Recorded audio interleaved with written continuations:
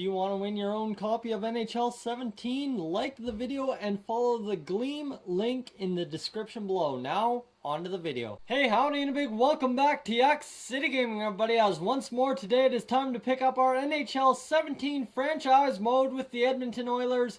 We are at the trade deadline, and guys, I figured out a trade that should work for both sides of this deal, as we don't give up too much in terms of roster space, players and stuff. So let's go into proposed trade here. I know you guys were claiming, well, one guy asked for Justin Schultz to join the team. I don't see that being as realistic for the Oils. So let's go, and we're going to go to defenseman on Buffalo. And yes, we're going to pick up Cody Franzen. Now, Cody Franzen, he has decent trade value. But if we end up going like this and going with draft picks, and go with our 2018 second rounder, as well as, not discard trade, do not want to do that, as well as a goalie, rookie goalie, Zvoda. So he's 64, 21 years old, not signed to a contract as of yet. This should work through proposed trade. And roster moves, yes, we'll have to move down Griffin Reinhart. And trade is accepted. So Cody Franzen is now on the team, which means we'll have to move down Griffin Reinhart and whatnot, but that'll be okay, as we can do that, no issue. And let's get into manage rosters now and set up our lines a little bit better. So edit lines, and that should be able to get our man Cody Franzen in there. So that will replace Brandon Davidson, who's been decent this year, but we need an upgrade. So that's where Cody Franzen comes in and hopefully plays for us. And we will move down Griffin Reinhart from here. And that should give us our roster players all over the place. Griffin Reinhart, he hasn't had the greatest year for us. So you know what? We can move him down, no issue with me. Griffin Reinhart up to a 78. We'll move him down to probably like a 77. But that's no issue. We have morale meetings to be had now. And Pat Maroon and Cody Franzen, I'm glad to have the extra ice time. I think I deserve it. Pat Maroon, don't think you can let your level of play drop and keep getting those minutes. You have to keep working hard. That's what we want. Is more disgruntled. Seems like he didn't like your assertive tone. Being traded is a big change, but I'll make you proud of your choice. I hope so, Cody Franzen. Welcome aboard. I think this was good. Was not affected one way or the other. That's all perfect with me. So Pat Maroon on the way down, but luckily locker room chemistry is up to an 81. So our trade deadline move is set. I guess we should get Griffin Reinhart some time in the AHL if we're going to send him down there. So let's see Mark Fraser, and you know what? Let's get Jordan Osterley down there, David Musil down, and David Musil out. As we will get Griffin Reinhart into the lineup to play on the AHL top 4. Joey LaLeggia, yeah, he's 24, 72 overall. I'm sure that will change in a future roster update. But our roster, he's not going to be an impact player for the Oilers. So let's get into the NHL and continue down our simulation path here. As we have only a month and a little bit remaining. We will go up to the game against the New York Islanders. As we go against Tampa Bay and then Florida, back-to-back games on the road, always tough. And let's see, 4-3 shootout loss. And then a 5-2 win against Florida, 3 of the 4. On the road trip still against Washington, and we need another victory here. They're 28-25, we get it. We're 32-22 and 8. So we are rocking it. Now got to get this victory against Nashville. Darnell Nurse has been injured till March 20. Man, I can't speak. March 18th. That doesn't help us any.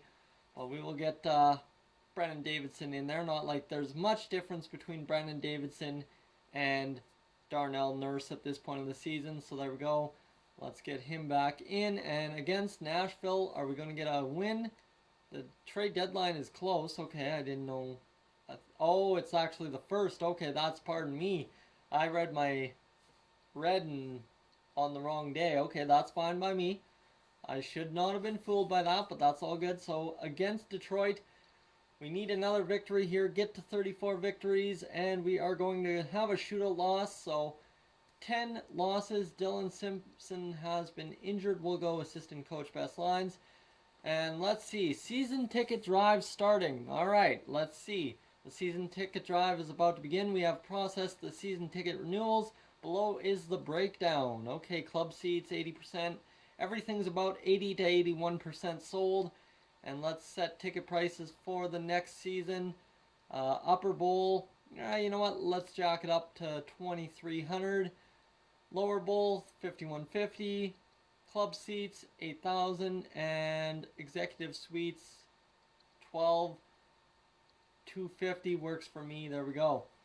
So season advertising, let's go set our marketing budget. General advertising, can we not boost that? That's the max we can boost it. That's the max we can boost it there.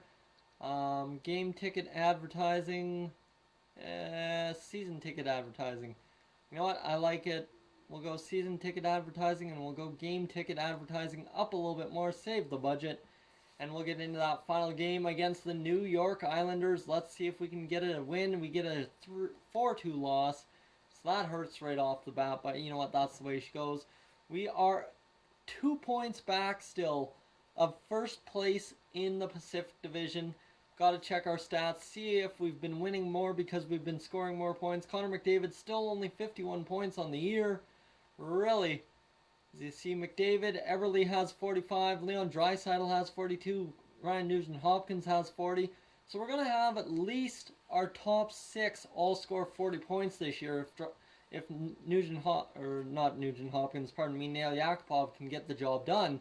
And I mean, Pat Maroon could also get it done and score 40 as well. Yuri Laterra on the third line, he's had 30 points. Man, Mark Letestu, 28 points on the fourth line. And Jesse Puljujärvi, 18 points, 44 games. Really, I think he's found his spot. Minor league scoring forward still, but I think he's really found his spot. Our defense really needs to come up and score points for us, though. That's really been the sucker punch to this whole year, is the defense not scoring any points at all. Darnell Nurse, 4 points. Brendan Davidson, 5. Chris Russell, 8. Clefbaum, Franzen, 17. And Larson and Sekera, 18. Like, how are you supposed to get anywhere with only those few points off the blue line? Like, I don't understand how we're in a position we are in with such low goal scoring. Of course, it's been the goaltending has been the story for us, thankfully. So we'll simulate the next 6 games, and then that will leave us where we want to be for the next episode to end off the season. Hopefully we don't collapse. Pittsburgh 40-17-9. Hopefully we can get a win. A shootout loss, I'll take it. Make it a 3-point game. Assistant coach replace player down there for Andrew Ferentz, who is now injured for the year. And let's see, Montreal 4-3 win. Rock and roll. Darnell Nurse ready to return. So we are getting our team together here for the win, for the run at this point of the season. Brandon Davidson, I'm sorry you're out. I just like Darnell Nurse's toughness more than your play back there right now this season. Darnell Nurse back in. So let's get against Dallas. Let's see what we can get. Cody Franzen, injured with a mild concussion. Okay, he'll be out a couple games, so we'll have to get our defense realigned with our man, Brandon Davidson. Okay, Brandon Davidson, you're not all but out of this yet. You've been in and out so far this year, and Dylan Simpson is ready to return. We'll go best lines down there in the AHL. Jamie Cyphers, waiver claim, no thank you. He's a 70 overall defenseman, don't need that. 34 and 24, and let's see here, 4-0. Cody Franzen ready to return. That was a loss against Boston. So now we just need to get into our defense once again and get Cody Franzen back into the lineup.